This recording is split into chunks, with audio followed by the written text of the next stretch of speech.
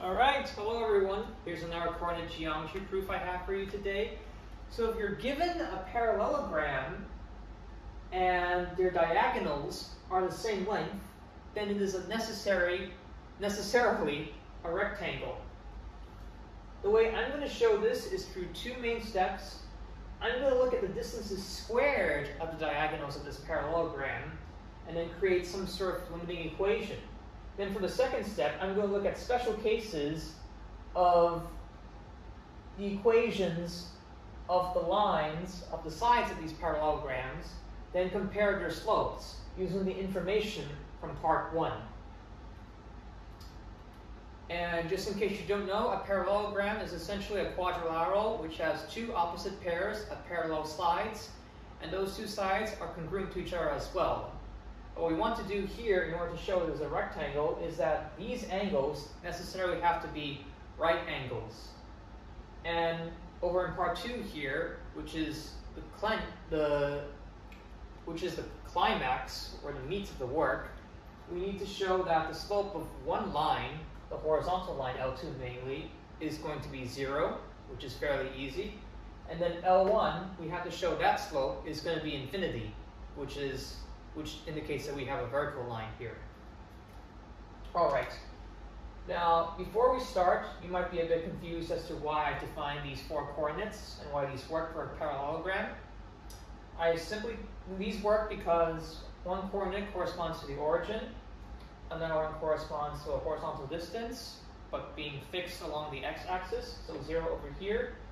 BC is just an arbitrary point I decided, but C is the same vertical height as this coordinate A plus B comma C over here. And if you're wondering why it's true that A plus B equals C, why this horizontal coordinate plus this horizontal coordinate gives us this horizontal distance, well, the only way I can think of it right now is to put this parallelogram inside a rectangle. These two triangles, through some combination of parallel line postulates and angle arguments, are congruent to each other. And if you have two congruent triangles, that means this side length and this side length must be the same. So this is B and this is A, and therefore adding them together will give us this A plus B over here. But yeah, if you need further clarification on that, please feel free to let me know. Otherwise, I will dive straight into the proof right now. So, the distance squared of the diagonal and the distance squared of the other diagonal. Okay, how is this going to work? We're going to be comparing two coordinates, A plus B comma C, and coordinate 0, 0. That's going to simply be A plus B squared minus 0 squared. So yeah, we don't have to worry about that. And then plus C squared. It's fairly easy. And then D2, we're going to compare points A comma 0 and B comma C. That's going to be A minus B all squared plus C squared. So the C squares cancel out very nicely. So you just get A plus B quantity squared equals A minus B quantity squared. We can expand this out to get A squared plus 2AB plus B squared. This equals A squared minus 2AB plus B squared. Everything cancels out over here except the 2AB and the minus 2AB. If you add it to both sides, you get 4AB equals 0, which as a result means A can equal 0 or B can equal 0. I'm sorry, but we have to be a little bit picky here about the zero product cancellation property. If you're given that two numbers multiply to be 0 and they're unknowns, you don't know which one of them is 0. It could be both, it could be one, or it could be the other. So we have to try for both cases.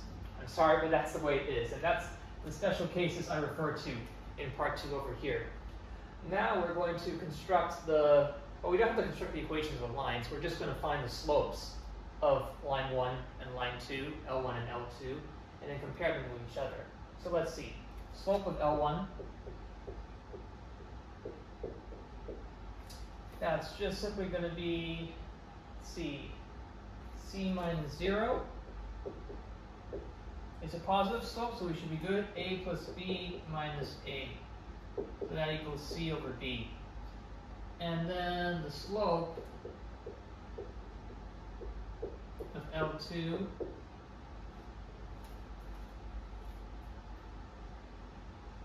that's going to be c minus c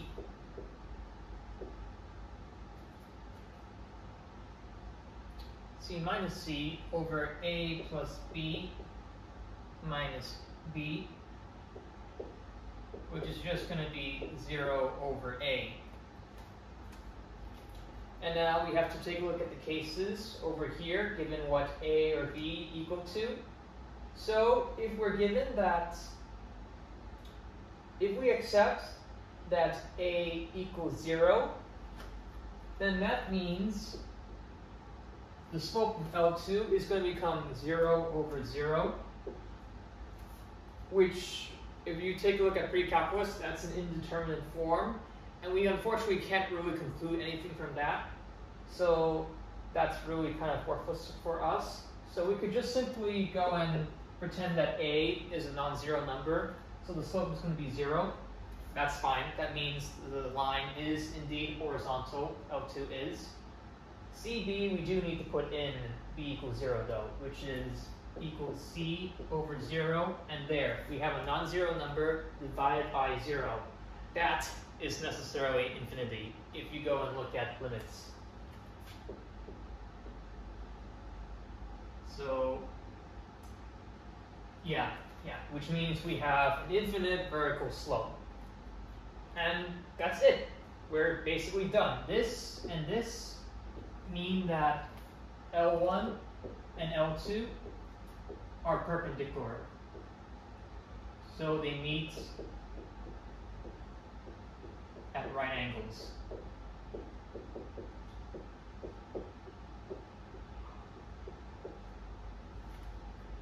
And that's it. We're done. So we've shown successfully that this is a rectangle. Alright, thank you for watching. Please feel free to subscribe and let me know anything else you want from the channel. Otherwise, until then, see you.